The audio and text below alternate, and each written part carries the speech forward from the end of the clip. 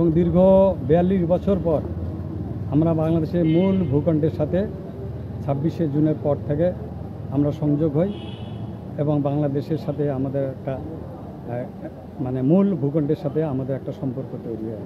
যাই হোক, সবচেয়ে বড় কথা হলো যে অনেক ঝড় তুফান অনেক কিছুর মধ্যে দিয়ে এখন 3 বিঘা করিডোরে নানান ষড়যন্ত্রের গন্ধ আমরা পাচ্ছি। বিশেষ করে ভারত কর্তৃক 3 বিঘা করিডোরের কথা বলে যে এই দিক দিয়া সন্ত্রাসীরা ঢুকে, এই জন্য তারা সিসি ক্যামেরা ওখানে সেট করলো।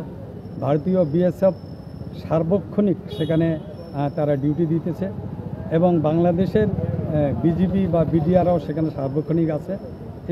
এইখান দিয়ে টেরর ঢুকার কোনো প্রশ্নই ওঠে না। এখন আমরা যেটা দেখতেছি, ঝগড়া মাঙ্গরপোতাকে অর্থনৈতিকভাবে পঙ্গু করার একটা ষড়যন্ত্র চলছে।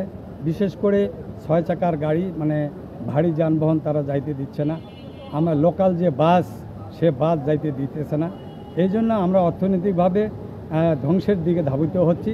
বিশেষ করে আমাদের ধান, ভুট্টা, তামাক, বালু, পাথর মানে যাবতীয় যত শস্য ফসলাদি আছে আমরা অবাধে বাংলাদেশের মূল ভূখণ্ডে আনতে পারতেছি না। এখানে আমাদের ছোট গাড়িতে, বিশেষ করে ট্রলিতে এনে এটা আবার বড় গাড়িতে লোড করে আমাদের আনতে হচ্ছে।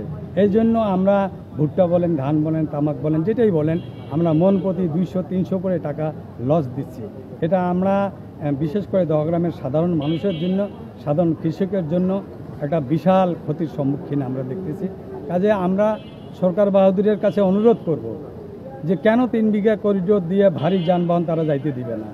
তারা তাদের লজিক যেটা সূত্র বলে যে তারা টনের উপর করতে পারে, বিধিনিষেধ আরোপ করতে পারে যে এত টন মাল যাবে, এত টনের উপর দিয়ে যাওয়া আসা করতে পারবে না। কিন্তু ট্রাক যাইতে দিবে না, বাস যাইতে দিবে না, ভারী যানবাহন যাইতে দিবে না। এটা তো মানে 74-এর চুক্তি বলেন আর 92-এর চুক্তি বলেন, এই চুক্তিতে তো ওইটা নাই। কিন্তু তারা গায়ের জোরে খবরদারি করে ঝগড়া মাঙ্গরপোতাকে একটা বাজে অবস্থায় ফেলার ষড়যন্ত্রে তারা লিপ্ত হয়েছে।